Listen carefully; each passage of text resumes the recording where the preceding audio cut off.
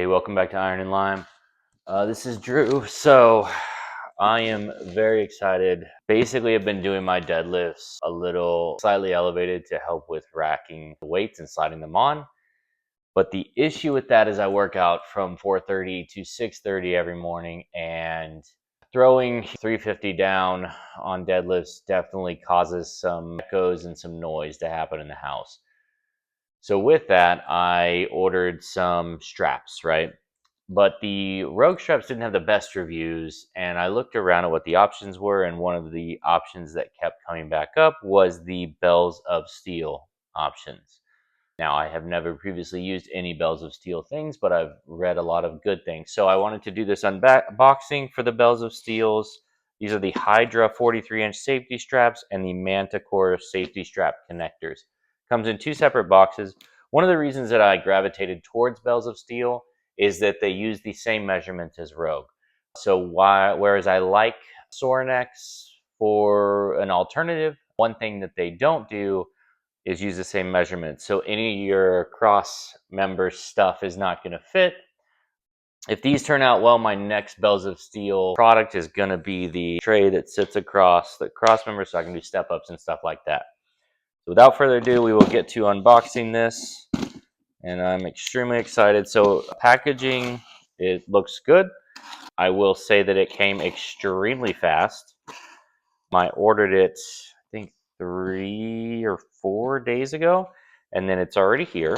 These look like heavy duty straps that you would get with any good quality fitness gear, any commercial gym. I've lifted in a lot of army gyms and college gyms, and this seems to be pretty standard straps. They're rated for 1,000 pounds, which is perfect for a guy whose deadlift currently tops out at 420 pounds. So I probably could lift a little more if I had to, but I am at the age where I don't really have anything to gain by going much heavier. And my wife will only let me have 4 plates on each. So I have 8 45s, and I don't, at this point, think it's worth it to spend any more on plates, kind of piece any more on the bar. Lifting for longevity and health here these days. All right, so these feel extremely sturdy. One of the things that I liked about the Bells of Steel option versus the Rogue when it slid on there and you lifted it up to slide it down, a lot of people experienced damage on their racks from the Rogue ones. These Bells of Steel ones seem to be packaged very, very sturdy. The UHMW seems good. It's new, still got the plastic wrap on it. One thing that I will say off the bat that I noticed versus a Rogue is that the end here is not rounded. So as you can see with the Rogue one, which this one's been used for the last year, it's rounded though. So that can make a difference, right? If you are sliding it in, granted this is from zero use, I'm just speaking from past experience, right? So that's one thing right off the bat that I would say makes a difference, right? Same with the Fringe Sport. That rounded tip helps it glide in. So when you have that, it makes a difference. So it's one potential thing that you just want to be aware of. But the quality of UHMW on all sides, which is very nice.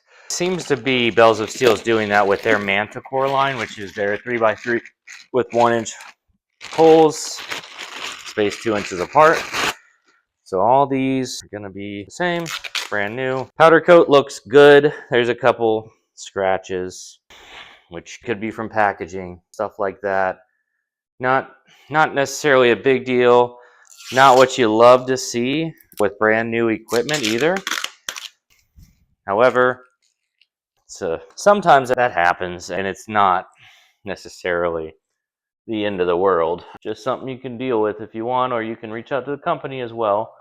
Fit perfect. Like I said, they went off of Rogue's dimensions. They even did the side 5/8 and 1-inch teardrop methodology. Keyholes. Rogue calls them the keyholes, not teardrops. Same with this. I think initially quality looks good. No issues that I see on the surface. And there's nothing here that would make me think twice before ordering another Bells of Steel product.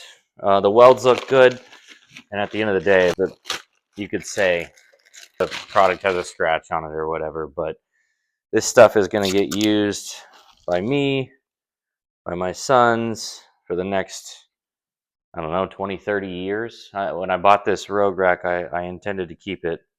Now, if the right Sorinex Apex comes along, then I might end up considering it. But for now, I definitely don't have any complaints about the Rogue Monster FM-6 twin functional trainer. Packaging seems good. The hardware, pretty standard. So these are just your garden variety big bolts. I would assume a washer goes on each side, just if we are betting, and they do.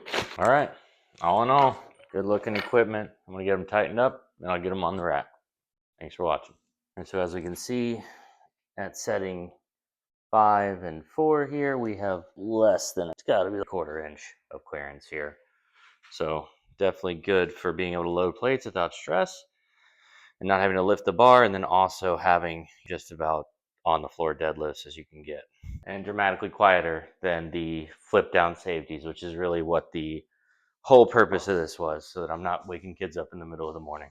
All right, so based on the initial feel out of the box and how things look, they definitely seem to be just as good as advertised. I do think a couple things that maybe could have been done would probably be what Fringe Sport had going, and that's kind of or Surplus Strength has going, and that's kind of a push-through pin to keep it from moving too much. But I understand that it is meant to be a lightweight strap movement, and adjustability is paramount. So all in all, I would give it a solid 8.5, 9 out of 10. Also, they should make a green color for those with green power racks, but the black goes just fine.